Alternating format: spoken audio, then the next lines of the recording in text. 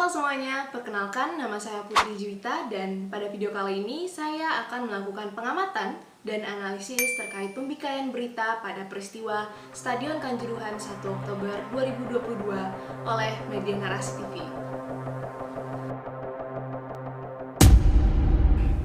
Seperti yang kita tahu bahwa penduduk Indonesia sangat sekali menggemari pertandingan sepak bola.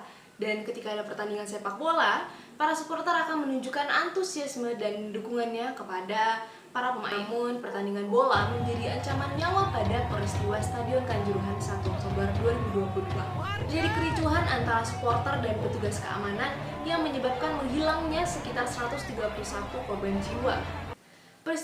Peristiwa Stadion Kanjuruhan tersebut tentunya menjadi isu yang ramai dibicarakan karena banyaknya korban jiwa. Dan ini kemudian menyebabkan banyak sekali media massa mengangkat isu ini di pemberitaannya. Apalagi peristiwa ini memiliki banyak sekali sudut pandang atau perspektif terkait penyebab kejadiannya. Dan sebenarnya tergantung dari media dalam melakukan pembikaian berita tersebut. Tentunya berbeda-beda setiap media, dan inilah yang menjadi titik fokus kita pada video kali ini. Jadi saya akan melakukan analisis framing pada media Narasi TV pada peristiwa Stadion Kanjuruhan 1 Oktober 2022 dengan menggunakan beberapa teori. Dan kita tahu bahwa Narasi TV ini merupakan salah satu media yang sering kali bertentangan dengan pemerintah. Tak jarang juga Narasi TV ini memasang headline atau judul yang sangat provokatif ataupun juga tak jarang menyindir. Contohnya seperti ini.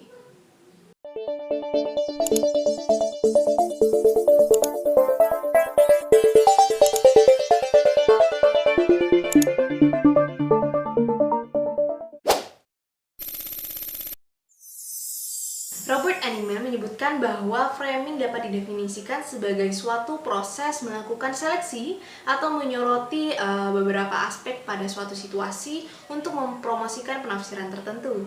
Ada dua hal yang dilihat dalam melakukan pembikaian berita menurut Robert Enigman. Yang pertama ada seleksi isu, dan yang kedua adalah penonjolan isu. Ini saya akan menggunakan dua konten berita dari Narasi TV. Yang pertama ada teks berita yang berjudulkan Temuan Komnas HAM, supporter cuma ingin semangati pemain Arema, gas air mata picu kepanikan.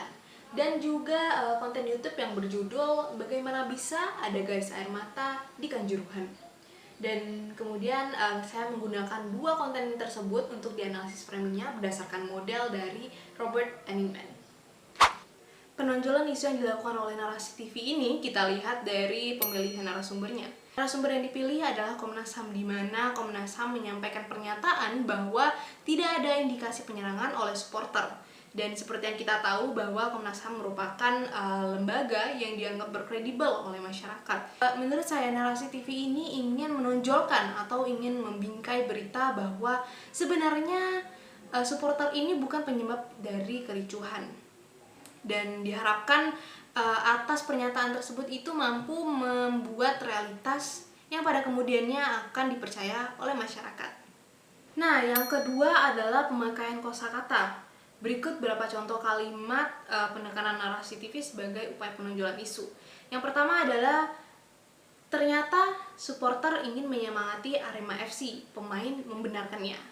Lalu ada juga pernyataan atau kalimat, ada bukti rekaman videonya, pemain Arema tak ada yang terluka. Ada juga temuan Komnas HAM, ini pun menjadi titik terang dan menyanggah spekulasi penyebab kericuhan karena adanya pelampiasan amal supporter buntut dari kekalahan Arema FC. Ada juga mata merah dan badan biru, korban meninggal karena gas air mata. Kalimat-kalimat tersebut seakan menjadi penonjolan bahwa korban jiwa yang banyak ini disebabkan oleh gas air mata, dan kericuhan tersebut bukan disebabkan oleh supporter. Nah, yang ketiga adalah penggunaan gambar sebagai salah satu penonjolan isu. Yang pertama, gambar-gambar yang digunakan oleh Narasi TV pada beritanya itu dominan memperlihatkan keagresifan polisi. Contohnya seperti video ini. Ketentuan itu nggak terlihat saat insiden Kanjuruhan kemarin. Aparat, polisi, dan TNI begitu agresif menghalau balik massa supporter Arema. Pertanyaannya, sudahkah aparat menerapkan 4 tahapan sebelum penggunaan gas air mata? Hanya itu gambar yang digunakan oleh Narasi TV pada teks berita yang berjudulkan Temuan Komnas HAM, supporter cuma ingin semangati pemain Arema, gas air mata picu kepanikan. Itu mereka menggunakan foto di mana para supporter berusaha menolong supporter lainnya yang pingsan akibat gas air mata. Penonjolan foto ini untuk memperlihatkan bahwa yang menjadi korban di sini sebenarnya adalah supporter. Ditambah keterangan pada foto tersebut mencantumkan bahwa orang yang pingsan disebabkan karena gas air mata.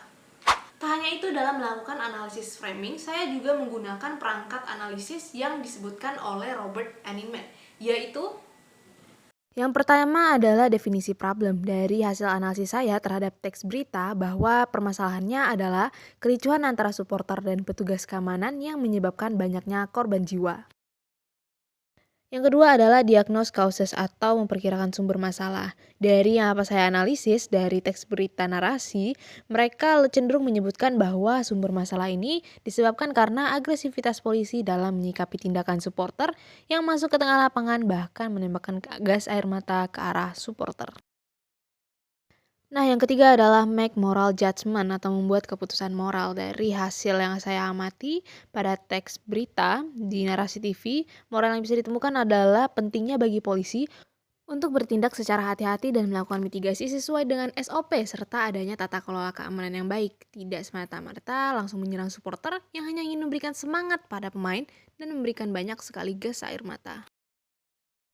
Dan yang terakhir adalah treatment recommendation atau menekankan penyelesaian masalah. Dari teks berita narasi TV sendiri, penyelesaian masalahnya adalah Menteri Koordinator Bidang Politik, Hukum dan Keamanan Mahfud MD telah meminta tim gabungan independen pencari fakta peristiwa Kanjuruhan untuk lekas menyelesaikan investigasi dalam waktu 2 pekan atau lebih cepat dari tenggang waktu 1 bulan yang diberikan oleh Presiden Jokowi. Framing yang dilakukan oleh narasi TV pada kedua konten beritanya itu juga tidak terlepas dari teori agenda setting. Teori agenda setting dikemukakan oleh Maxwell M. McCombs dan Donald Shaw, di mana mereka menyatakan bahwa media massa itu cenderung memberikan perhatian pada isu tertentu dan menyingkirkan isu lainnya, sehingga isu tersebut dapat mempengaruhi pendapat khalayak.